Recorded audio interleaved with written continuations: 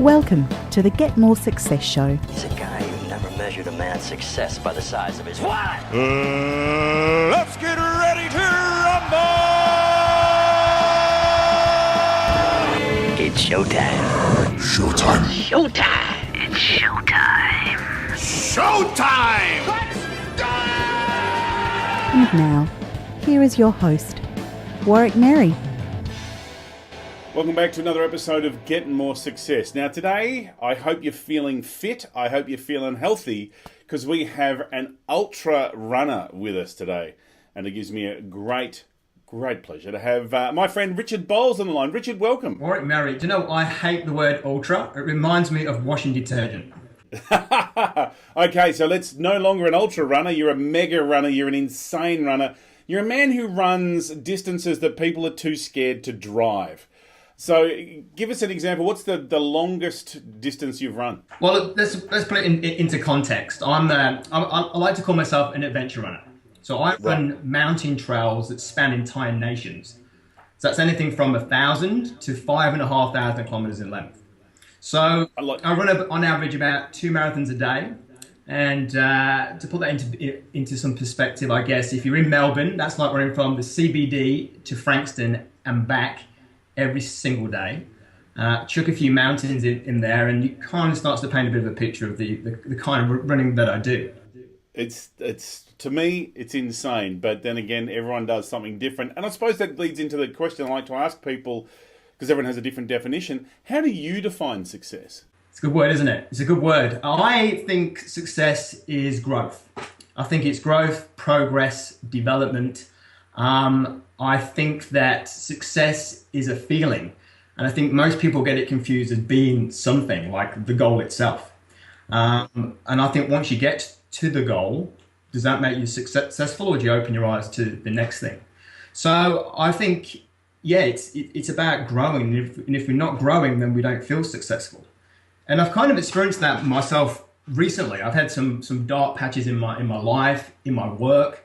And that's made me, I guess, not feel that successful. And that in itself doesn't make you feel confident, focused, motivated, and all those other attributes that you put towards success. So I think it's a feeling, and I think it's a bunch of small successes every single day, which makes you grow and develop, which deems you a success.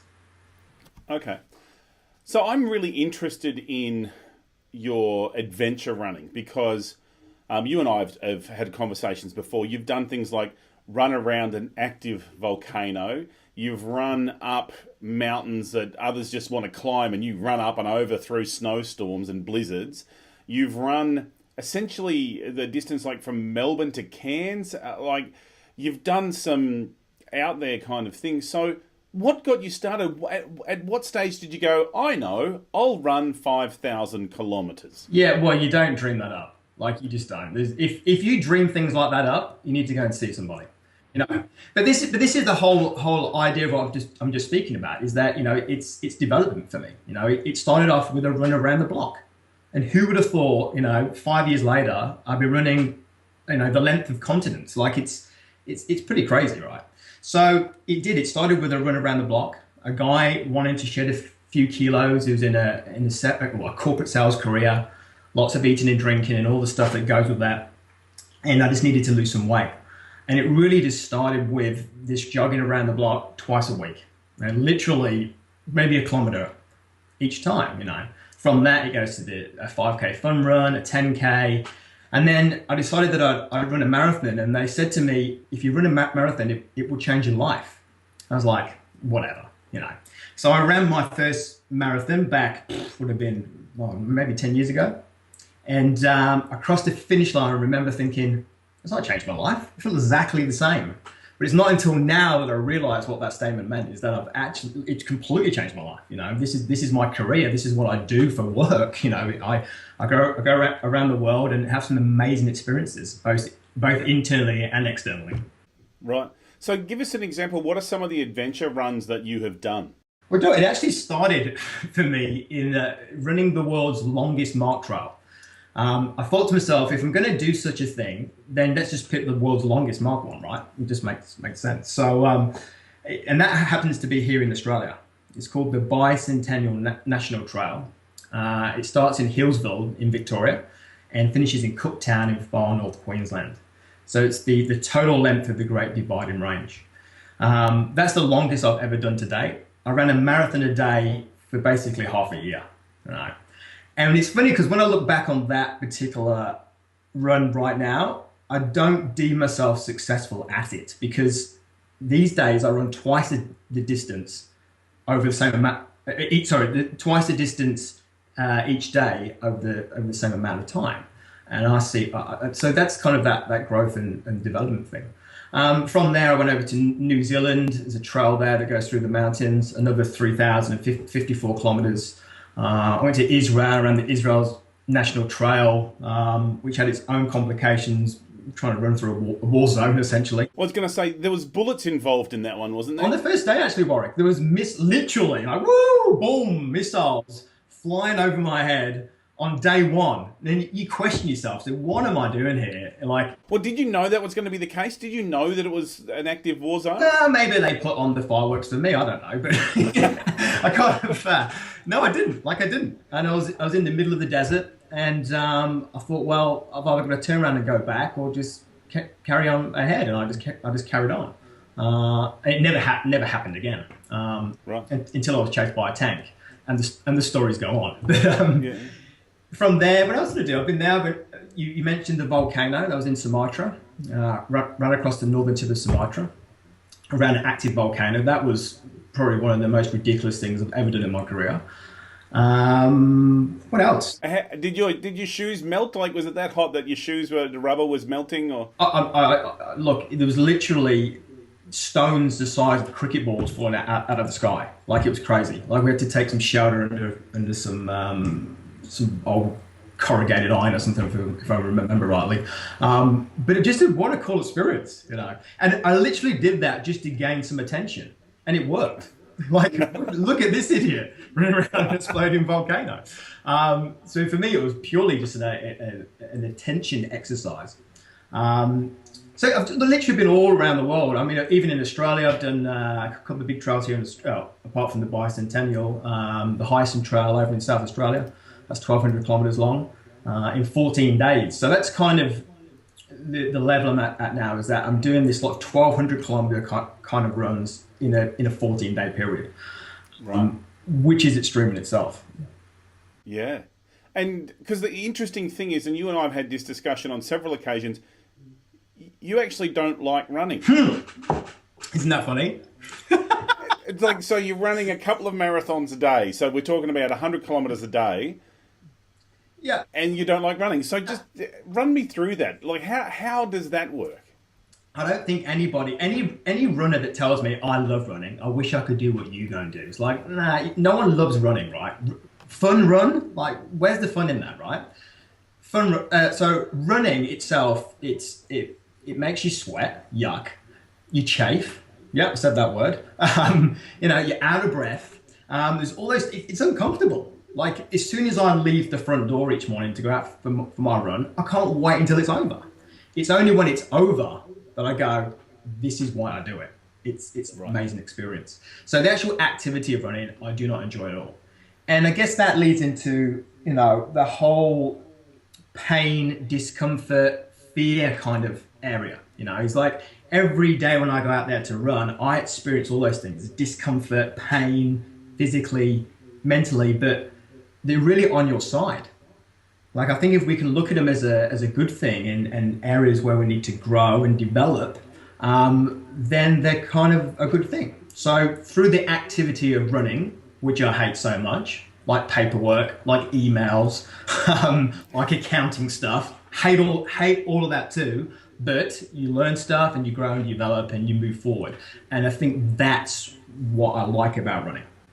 Right. So as you're running your 100 kilometres a day, which is the activity you're not enjoying doing as you're doing it, how do you stay focused? Like, how do you...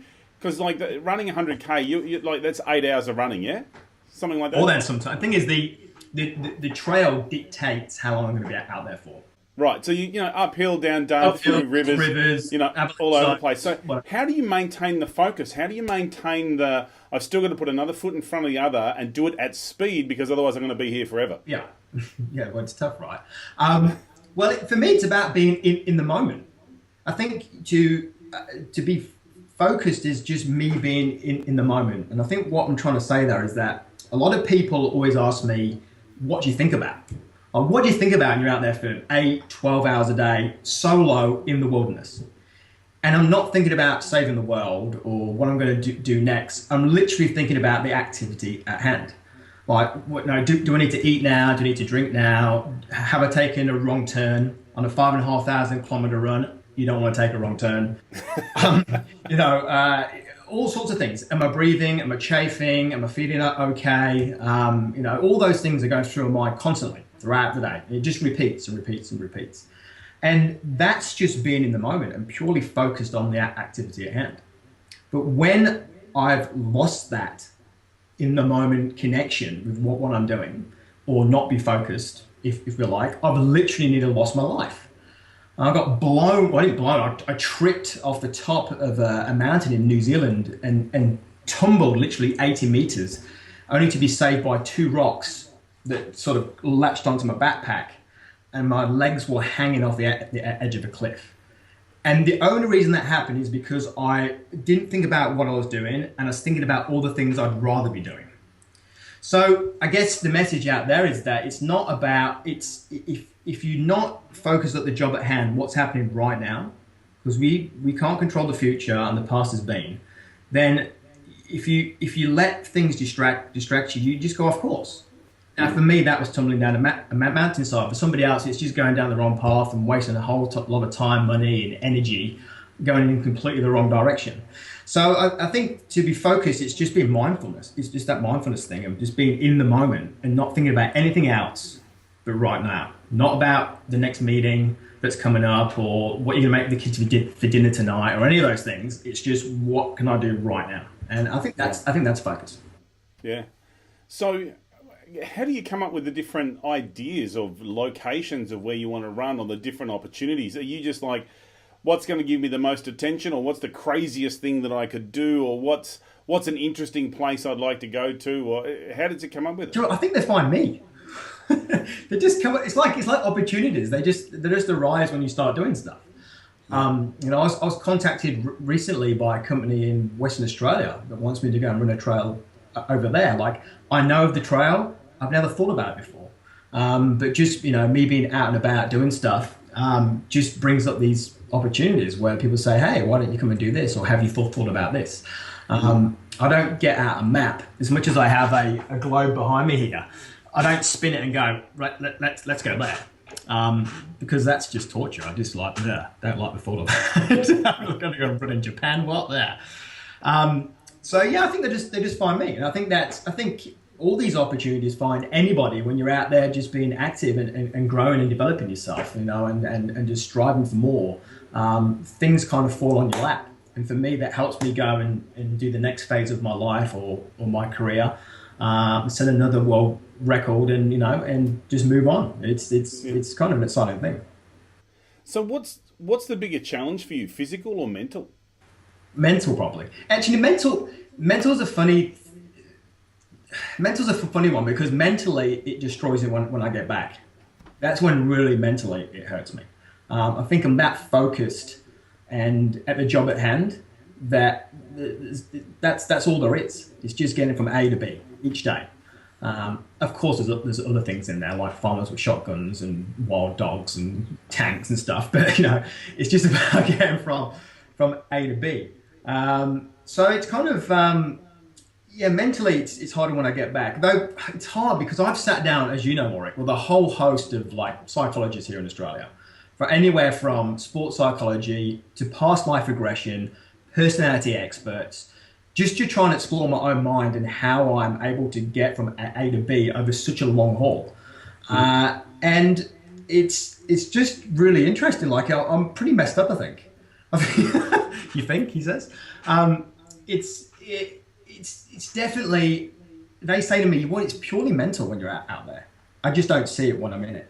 I think that's what it is. And when I come back and I think about what I've done and then all the things I have to do on a day-to-day basis, that becomes really difficult. But physically, of course, completely wipes you, like completely wipes you. And you can't train to run 5,500 kilometers. You don't just go out for a 3,000k training run. Like, it just doesn't happen. So physically, there's only so far the body's going to take me, and the rest is just a pure mental game.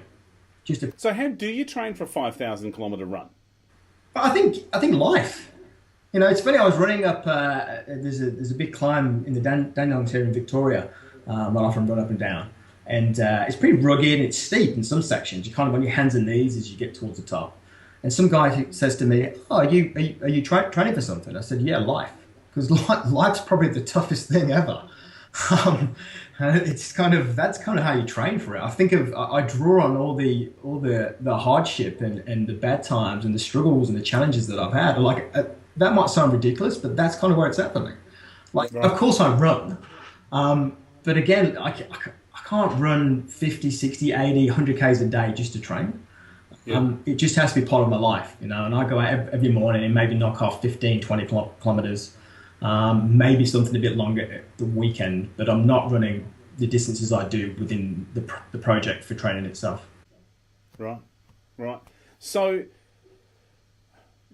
you've talked about being chased by a tank, dogs, shotgun, farmers with shotguns, almost plummeting off a cliff, being held back by rocks. Give us a bit of the goss. Like the farmer with a shotgun. Tell me more. What's that? Pick one. Go the farmer with a shotgun. Farmer with shotgun. Well, the farmer with a shotgun. I mean, you know, it's a funny experience. When I sat down with these psychiatrists and psychologists, if you like, I shouldn't say psychiatrists. That means pills and stuff. Therapists, let's say. I was talking about just some stuff just in my life, general in my life. And I said, you know, it's nothing like when you've had a shotgun stuffed down your throat. She was like, what? Because it was normal for me and I just moved on. She was like, oh, well, let's take it back just a few steps. Shotgun in your mouth. Like, that's something you need to tell your therapist. Like, that's happening. But for me, it's kind of like, I look back on it, like, I don't ever remember being scared or fearful, and it's not because I'm a superhero. I mean, I'm far from that. But I think at the time it was just an inconvenience for me. And basically, it was along Australia's Great Dividing Range. I was probably 4,000 Ks into this 5,500 K run. You know, I don't need your crap, mate. I've just ran 4,000 kilometers in the wilderness. I don't need this crap. You know, and he was basically a guy who just lived in the middle of nowhere. And before I met him, I met his dog. I'd been out at this stage probably in the wilderness without seeing my team probably for 3 days. And next thing I know, I've got this pig dog just running towards me, frothing at the mouth, you know, rah, rah, rah. So I took off my backpack to try and fight it off. And then I noticed this guy in the corner of my eye. He was chopping up some wood. And I was like, well, hopefully he comes and he saves me, like, with this dog frothing everywhere. I'm really angry. So I'm trying to fight off this dog, and he sees me, and he puts down his axe, and he starts walking over to me, and he picks something out of, which was the shotgun. And as he headed towards me, he goes, "Fluffy, be quiet." It's like, first of all, who calls a dog like that Fluffy? Like, and his next words were, "Who the beep are you?" I said, "Well, I'm Richard. I'm running the National Trail of Australia." He goes, "You who?" Like, get off my effing property. And like, he was a typical Queenslander. No offense to Queensland out there, but the language was appalling.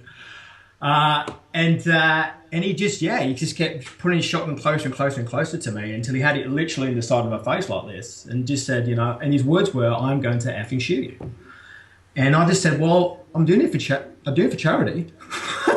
And I've just, all these things were coming out, and I was very calm and just kind of just telling what I was doing and where I was going, and I wasn't kind of, you know, like angry or upset or scared. And then I noticed that he had this kind of orchard just to the side. I said, "Look, I like your orchard." And he goes, "Oh yeah." And he dropped his shotgun. He goes, "I've been growing those mandarins for a while now." I said, "Oh yeah." And he goes, "Yeah, the sun's blessed them. They're beautiful." He was telling me all about them. "Would you like to try one?" I said, "Absolutely, of course I would." So he goes off and plucks these mandarins off the tree, and he comes back, and I was pretending it was like the poisonous apple, right? So I was throwing all my segments down to Fluffy. He was eating them. And it was, oh yeah, the sun's got them this year. They're so sweet. They're so blah, blah, blah. He goes, anyway, to continue on your journey, you need to just go down the fence line here and jump over that gate down there. I was like, right, so glad I bumped into you. Thank you very much. We shook hands and off I trotted. And as I cocked my leg over the fence to go into the next field, he shouts out, anyway, it's not me you need to be scared of. It's my neighbour. So I tiptoed my way for the next 40 kilometres just trying to get to the team. But Man. look, most of my crazy and weird stories like that come out of Australia. Not even Israel, not even Sumatra, not even the jungles or anywhere else. Like, it literally comes out of Australia. Like, the Great Dividing Range is a weird and wonderful place. And you coming across with a nice Brit accent, like straight away you're going to be on the back foot. You're not from around here, are you, mate? Exactly. Yeah, exactly. And I think I had like a polka dot t-shirt on at the time, which wouldn't have helped. So how does... Let's go to a business model. Like, so you're running all around the world doing insane, crazy things and, enjoying it at the end. So what's your business model around that? Well, commitment. That's something that really came up for me when I sat down with all these experts. Like, I literally went and sat down with all these psychological experts around the country, so I could teach people kind of how do I get from A to B, or how do we get from A to B. Running's one thing, but it's mental. Like, every day I have to get and put my shoes on when you don't feel like it, and every day for most people feels like that. So I sat down with these people to figure out what goes on in here. And through doing that, I realized that all it came down to is me having a tremendous amount of commitment. Right. And we all have commitment, but we often choose as and when we'd like to use it. And commitment, I think, scares people. I think the word commitment, people go like, well, commitment. And the reason why it scares people is because it means, for most people, that you have to deliver. It means no excuses are acceptable. It doesn't matter how big, if it's a small goal or a massive goal, there's just no excuses. And that's why it scares people. They're reluctant to commit to stuff because then they know that they can't make excuses and they have to, come up with some sort of result. But really, commitment is all about knowing what you really want. Yeah. And when you think of it like that, that's not scary. Yeah. What do you really want? And I believe that if we can get kind of emotionally tied to what we're really trying to achieve in our work, and most of the time that's got nothing to do with the work itself. Like, I sit down with a whole bunch of salespeople in particular. How do we get salespeople committed to long-term success? And what we find out is that when we drill down enough is that those guys, it's not about the money and it's not really about the job. Like, it's just about freedom most of the time. Or they want to prove their dad wrong, or they want, some security for their family, or whatever the case may be. But it's never anything to do with the actual work and the actual dollar side of it. It goes much deeper than that. And the top 3% of any sales team, they're the ones that kick all of the goals. And when you sit down and talk to those people, they tell you exactly that. My goal is this. Nothing to do with the dollars on the board. Everybody else thinks it's about the dollars on the board. And that's why they don't ever reach that quota. Just that top 3% do all the time. Because they're focusing on something that you can't really get that excited about. Like, it's very easy to get knocked sideways when you're trying to focus on dollars. But if you're focusing on freedom, or you're focusing on security, that gets you excited in the morning. Like, to get up and go, today I'm working on being free. Today I'm working on massive amounts of security in my life. Like, that's exciting. Money, it's kind of like, it's exciting, but it's just hard to stay focused and committed on the dollar amount itself. So it's just about finding out what you really want and being very clear on that, emotionally tied to that, so you feel that. That's what gives that burning desire. And then going out and just taking some action based on those things. So what drives you? Like, what's the vision that you hold? You continue to doing your adventure running and running these enormous distances. And as you say, it's not just the distances, it's the altitude, it's the terrain, it's the almost unnatural environments for human beings to actually be in. And like, so what drives you? Yeah, well, as we established before, it isn't the running. It's not a guy going pursuing his passion. And I think if people think after this amount of time we've been speaking that that's what this is about, then you just missed the point, because it's not about me pursuing a passion. I'm a passionate about a lot of stuff, but it doesn't mean it's going to make my work any easier. It's just, I don't think it's passion. So for me, like, I have a really connected to proving to myself something. I don't know what that is, and I don't know if I need to establish what it is. I mean, my upbringing was interesting, let's say. My dad left us when I was 10. And it's kind of funny when I sit down with these psychological people, they say, well, you don't remember anything before you were 10. Like, you've kind of really locked all that stuff away. And, I was bullied a fair bit by my dad before that. My sister picked on me a bit. I was terrible at school. I was picked on at school, and my spelling was bad. Still is. People comment on my Facebook posts, you spelled that wrong. Get over it. So, I know kind of a bit of a sad upbringing. And then I actually latched on to performing arts. I actually took a degree and passed with flying colours in performing arts. And I was told that you've got great, you're going to go somewhere within the acting world. And I was kind of, I guess, I went off course and followed money in a job and going out partying and girls and all that kind of stuff you want to do when you're a young man or a young girl, I guess. And since then, that's kind of been really, I regret that a lot. Every day I regret that I didn't pursue that. So it's only this last 5 years that I've done some pretty amazing stuff. And I think right now it's me proving to myself that I can do something pretty amazing, because I didn't do something pretty amazing. And when I look back further, like, I think my whole life has been like that, at least since I was 10.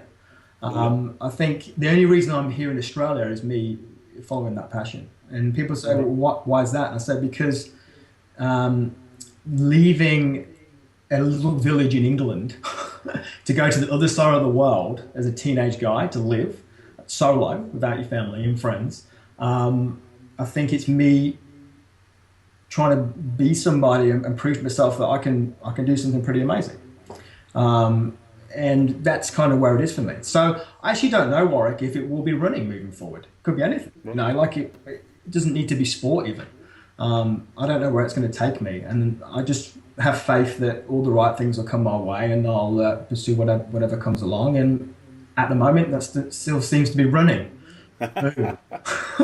So what's next for you? Do you have another adventure adventure trip planned? Well, we've got to find a few things on there. I say me because because it's not just me. It's a bunch of people that help me out. I'm a big believer in having a really strong team and people that support what you do. And yeah, there's a few things in the part work. I mean, there's this idea of maybe going over and running the Bibulum track in Western Australia, which is the 1,000 Ks. I think the current record on that is 15 days and 9 hours. I believe I could probably do that in 12, so that'd be a really nice way to, knock off a new record. But then it's like anything, it's getting it funded, it's having the time. These things I can't just go over there and run it. I need a team, I need dollars to do that. There's another idea I'm thinking about, just going around the world and just running 1,000-kilometer trails on every continent, just in 1 year. There's heaps of ideas. There's heaps of ideas. And then there's ideas not to run. There are ideas to do stuff. Like maybe open up a beauty salon and spend all of my time there getting myself pampered. Who knows? Who knows? So you've had a lot of experience, you've learned a lot of stuff. For the success that you've achieved, what are like 3 things you'd wish you'd known earlier? If you could go back and save yourself a bit of pain early on, what are some of the things that you'd wish you'd known earlier? I wish I knew that I'm my own problem. We are our own problems. We create our own blockages and challenges, or we don't need to. I wish I knew that you just need to stay focused on the one thing that you truly believe in.